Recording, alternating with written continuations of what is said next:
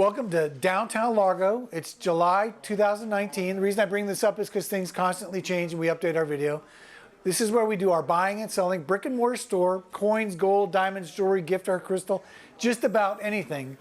And a lot of people come to me and they say, hey Chris, well, I don't know if I want to sell it to you. Maybe I want to sell it in auction. And I'm like, well, why do you want to sell it in auction? They said, well, I think I can get more in auction. Well, let me tell you a little bit about the history of auctions. Back in the old days, when you ran things in auction, whether it was with Park Bernay, who became Sotheby's, or Christie's, they would actually have auctions at a particular time of year, and each auction was segmented.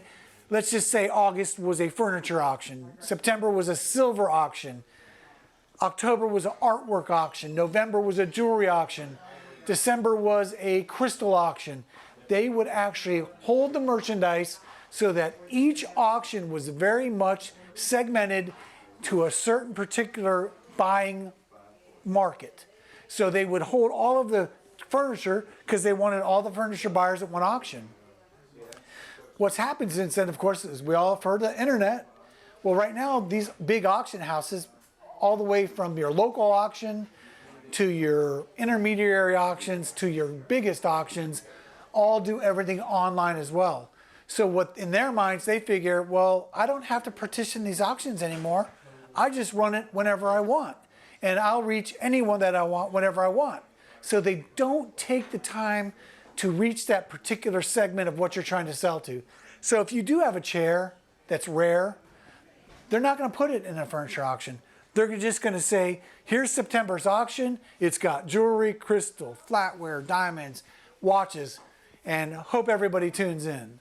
So what that means is you're not getting a specialized market anymore. You're getting hopefully everyone, but on some cases, unfortunately, because it's not partitioned, the discrete buyer, he's not going to be monitoring, or she's not going to be monitoring every month for a certain piece of furniture. They're probably not monitoring at all. And couple that with, we've all heard it, kids don't want it, so grandma or mom and dad is selling it.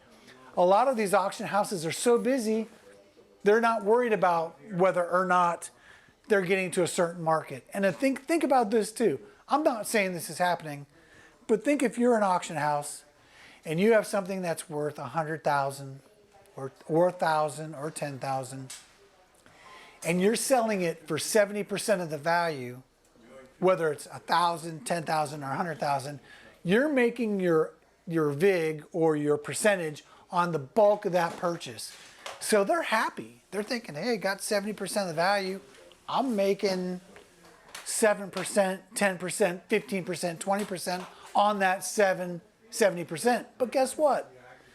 The 70% on most cases for dealers or for you, that extra 30% is vital.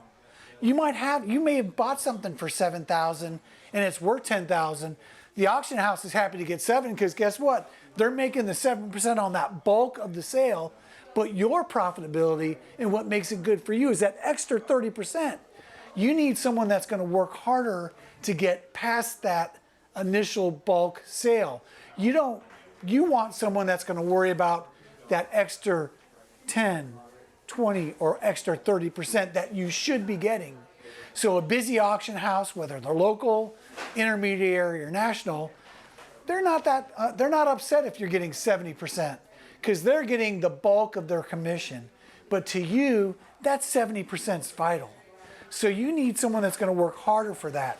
You need somewhere that's going to pay you better. And that's how we've been able to compete. We can compete now because, you know what? You're important to me. Your deal is important to me. Your extra 30% is important to me because that's the difference between profitability and not profitability. So you can try an auction house, but I can tell you my own personal experiences, this is how I've come up with this theory of mine, is because this is the experiences I've had. So I would question or raise this question before you put an auction is, are they working harder for you to get that extra percent? Are they working harder than your local business? The answer, I believe, is no. I think that we work harder, we have the outlets, and that we can help you, and that I do care about that extra 20, 30, 40, 30%, because that's the difference of why you deal with them and why you deal with us.